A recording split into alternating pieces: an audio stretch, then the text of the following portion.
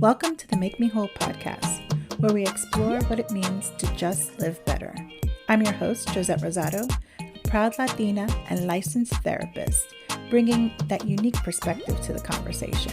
So whether you're looking to deepen your relationships, improve your mental health, or simply just find more joy, this is where you need to be. Hey guys, welcome back.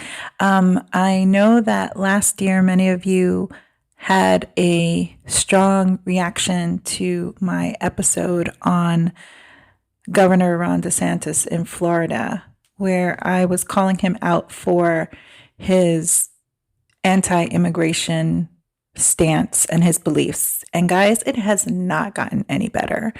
Today, we're going to talk about an issue that's really been on the hearts and minds of so many people, the current immigration crisis in Florida. But I'm not just going to look at the statistics and the headlines. I want to dive a little bit deeper into that side of the human stories of resilience and struggle, spirit of the lives that have been touched and definitely transformed. I want to highlight our brothers and sisters from the Latino community who've really taken on this journey in search of a better life and facing experiences that are heart-wrenching and also inspiring. And I'm not stopping at just understanding the problem. I want to inspire action, motivation in each one of you listening to support this grappling situation. Today, we're going to discuss the enactment of the Senate Bill 1718, recently signed into law by Governor Ron DeSantis. This new law is a direct response to what DeSantis and other Florida officials described as the dangerous effects of the federal government's border policies, which they argue have led to increased illegal immigration and related issues. They claim it's one of the most robust anti-illegal immigration measures in the country, and their legislation introduces several key changes. First, it mandates the use of e-verify systems for any employer with 25 or more employees. And this is the system that's used to confirm eligibility of those who can work here in the U.S., aiming to discourage employment of undocumented immigrants. Penalties have been enhanced for employers who fail to comply with this requirement or who knowingly hire illegal immigrants, including possible license revocations. The legislation also introduces a third-party felony charge for unauthorized immigrants using false IDs to gain employment. Furthermore, it prohibits local governments from issuing ID cards to undocumented immigrants, invalidates ID cards issued to them in other states, and forbids the use of out-of-state driver's licenses by individuals who were unable to prove lawful presence in the U.S. when their licenses were issued. The law strengthens penalties for human smuggling, particularly in cases involving minors or large groups. It incorporates the crime of human smuggling into a list of offenses prosecutable by the Florida Racketeer Influenced and Corrupt Organization Act. And finally, Senate Bill 1718 requires hospitals to accept Medicaid to collect and submit the data on the cost of providing healthcare to illegal immigrants.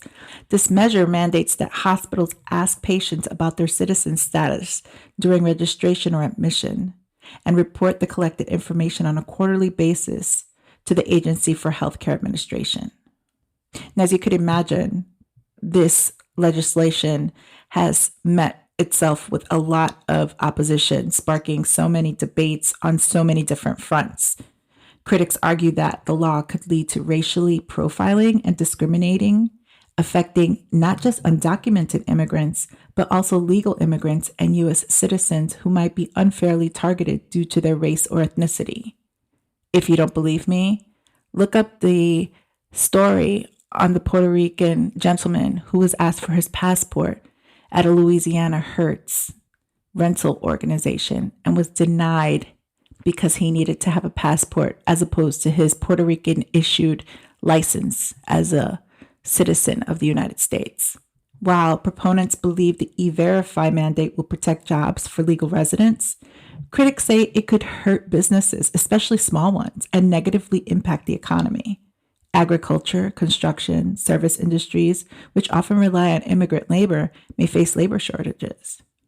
There's also a legal argument about whether immigration law enforcement should be a state or federal responsibility.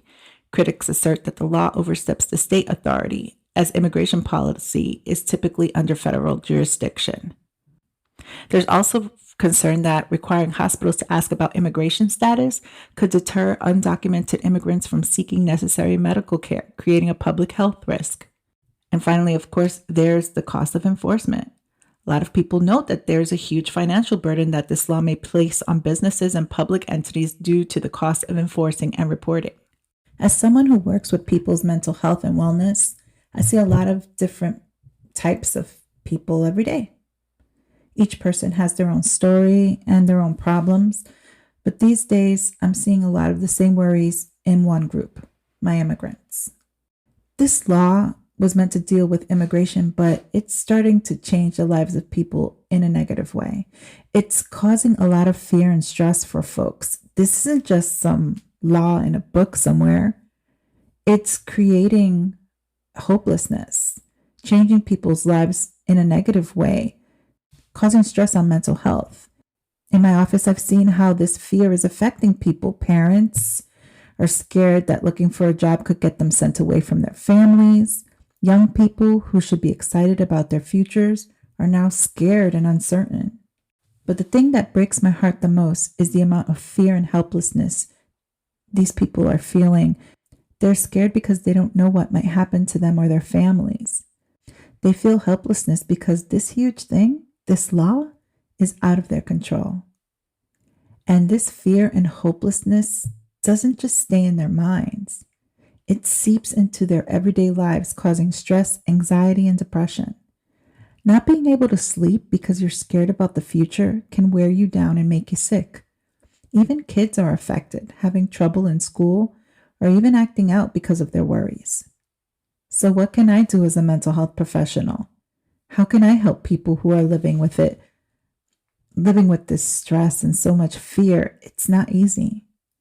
But these questions make me determined to do my best. They push me to think creatively, to connect on a deeper level, and to stand up for people I help. My job isn't just about helping people feel better in my office. It's about fighting for their mental health out in the world. It's about making sure that when people talk about the laws like this one, they think about how it affects mental health. It reminds me why I chose this job in the first place. I've always wanted to be a beacon of hope for people who are feeling lost, and I want to make sure that mental health isn't just a luxury, but a basic human right for everyone, no matter where they come from. Every law affects real people in personal ways. As we're fighting with this new law and dealing with what it means, let's not forget the faces behind the policies. Understanding the fears and anxiety is the first step towards helping them heal and become stronger.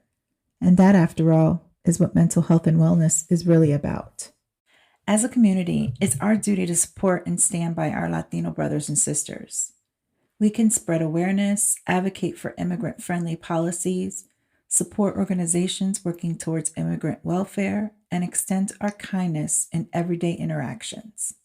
By doing so, we're contributing to a more diverse, enriched, and inclusive America, the one I know I want to live in. We're nurturing the very spirit that has made this country that melting pot of cultures and a symbol of hope for so many. So, dear listeners, let's use this platform, this community, to make a change. Let's offer understanding and support. Let's make a conscious effort to extend a hand of friendship, to advocate for fair policies, to offer our time and resources to organizations on the front lines of this crisis. Let's use our voices, our votes, and our resources to support them, because in doing so, we not only make our community whole, but in a small way, we work towards making our world whole. Alrighty, well, there goes another episode for the books. Thank you all for being here and listening to especially this very important episode.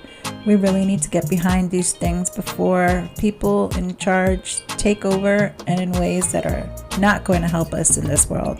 We have enough to deal with. Okay, if you want to reach out to me, please do so. Send me an email at josette@mmwpodcast.net.